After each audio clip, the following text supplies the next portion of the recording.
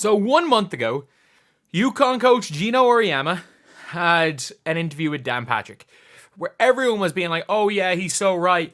Caitlin Clark sucks and all this stuff based on what he said.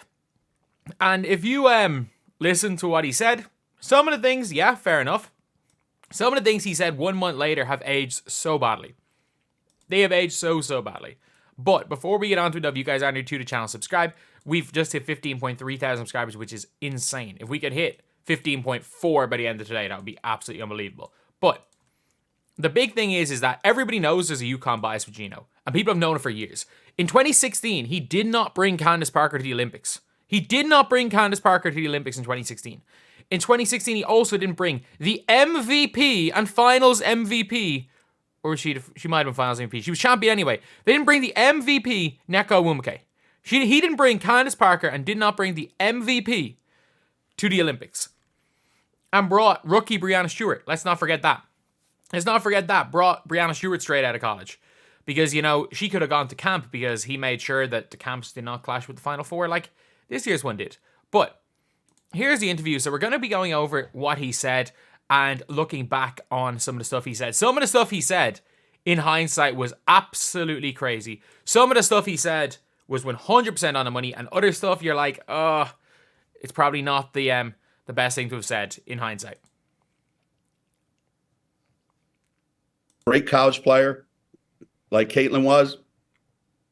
The delusional fan base that follows her disrespected the WNBA players by saying she's going to go in that league and tear it apart. There were actually odds on she's third or fourth in betting odds on being MVP at the WNBA. I'm not going to lie when it comes to this. They were delusional. They were absolutely delusional. But to say Caitlin Clark has not come in and at times completely looked unplayably good is wrong as well. She's like 10th in MVP odds this year. Or in the MVP ladder. Not even in odds. She's still really high on the odds. I think she's tied 6th for the odds. Again, no one other than A'ja Wilson or Nafisa Collier have a chance of winning this award. But she is tied with Sabrina Ionescu for the odds, which is crazy. But not a crazy take from Gino Auriemma, but not like this. Yeah, screw you, Caitlin Clark fans, because she's been that good. These people are so disrespectful and so unknowledgeable and so stupid. Like, I wouldn't go that far. They bought into college hype, but she's been good enough that you can't say somebody that thought Caitlin Clark, you cannot say somebody that argued that Caitlin Clark was going to just completely change everything in this league is stupid, especially with how good she's been the last month. That it gives women's basketball a bad name. Nothing that Caitlin Clark has done on the floor, nothing that Caitlin Clark has done herself has given women's basketball a bad name. In fact, you want to know who should be the happiest that Caitlin Clark is in the league? A'ja Wilson. Because A'ja Wilson is getting 100 times more hype because everybody that's watching this league is like, oh, dear God, A'ja Wilson's unbelievable. All the new people come in because she's unbelievable. Okay, so the kid was set up for failure right from the beginning. So if you're a WNBA player. She was set up for failure. I mean, they would have said the same thing about LeBron. And believe me, I've coached the best. And I've pissed them off a lot. And they let me know about it. But they were tremendously disrespected. And none of them are going to say it. But human nature is, okay, this kid's coming into the league. And Diana said it best. This kid's in for a rude awakening. I mean, I'm not going to lie. That's a not great take right there. That's a not great take after what she did to Taurasi yesterday. And they all jumped over her, but they didn't read the whole thing that she said. But nobody's printing. You know, Diana Taurasi was right. This kid's on the wrong team. She's got the wrong skill set to handle the physicality of that league. Oh. And she's a rookie. Oh, the wrong skill set. Oh. This was obviously a month ago, but she's just had one of the best months a rookie has probably ever had in this league. Leading a bad Indiana Fever team to the third best record in the WNBA over the last month. And off the back of setting a franchise record for assists halfway through the season. Or a franchise record in individual game for assists, and halfway through the season setting the franchise record total for assist. Halfway through the year. And if you're a WNBA player, if you're any kind of player, you're going to say, I'm going to make a statement. Targeted targeted by society, targeted by her looks, targeted by her reputation, targeted by the disrespect that they've shown to the WNBA. There's a huge target on this kid's back. I thought Cameron Brink said something really smart. She said, now they're expecting this rookie class to be perfect. This rookie class isn't even one of the best rookie classes in the last 10 years. And he doesn't really say much after this, to be fair. All he says is that he believes that Paige Beckers also isn't ready for the WNBA, and that Paige Beckers' skill set might translate a bit more because she's more pass first. And then he just continues to talk about how Caitlin Clark is not ready for the WNBA. I'm going to go over the rookie class of the last 10 years, by the way. So, the last 10. 2015. Jewel Lloyd, great. Darica Hamby, pretty good. Elizabeth Williams, pretty good. Lainey Hamilton, very good. Other than that, there are 5 good players in this draft class. Compared to 2024, where you've got Caitlin Clark, Cardoso. Like, the worst player that we've seen, other than Marquisha Davis, the top 7 picks of this draft have all been real good players. Like, the top 7 picks of this draft, 6 of the... Honestly, all 7 of these players could be all-stars. I think there are 7 all-star level players in the top 7 of this draft. Better than 2015, better than 2024? No. 2016. Now, this is where it gets a little bit tough because, yeah, it was. Like, Ariel Powers is a good player. Tiffany Mitchell's was fine. But, like, obviously, Breanna Stewart is one of the best ever. Jonquel Jones is an MVP. So, this one, debatable. 2016, debatable. Compared to 2024. I think right now, you got to give the edge 2016. But I think when it's all said and done, 2024 is going to be better. Walker Kembro, Sykes, Bree Jones, Kelsey Plum, Alicia Gray. Again, Lindsay Allen's pretty okay. But no, this year's draft class is better. 2018, you've got Asia Wilson, Diamond DeShields. As good, like Diamond DeShields has been unbelievable at times in her career. She's just, obviously, right now she's playing horrendously bad. Gabby Williams, again, would have been pretty good. I think because she's playing for the French team, they wouldn't let her play this year. Jordan Canada's good. Ariel Atkins, really good. Even Victoria Vivian's pretty decent. Lexi Brown, don't think she's great, but obviously she's suffering from Crohn's disease right now. Kia Nurse is a good player.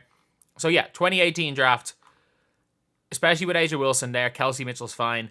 But I think outside of Asia Wilson, there's no like all-time great players. Whereas I think we see at least... there was a potential we would have seen the assist leader, blocks leader, and rebounds leader all from this rookie class. So, as good as this rookie class was, I still think the current rookie class is going to be better. 2019, you've got 4 really good players in this draft and nothing else really. Like, Jackie Young, obviously star. Arike is star. Nafisa Collier a star. And Mag Bagor is really damn good as a center. There's nothing else majorly. To be fair, you got Marina Mabry as well, who's a borderline all-star, and Gustafson, who's still doing okay in the league. So, I would take this year's class. Oh, again, it's a close one. Maybe 2019 is better. 2016, 2019, this year's class, you could maybe argue have the same potential. 2020's class was Ionescu, Sabally, Kennedy Carter, and then nothing else really. Heck, the rookie of the year was the 16th pick, who's now out of the league.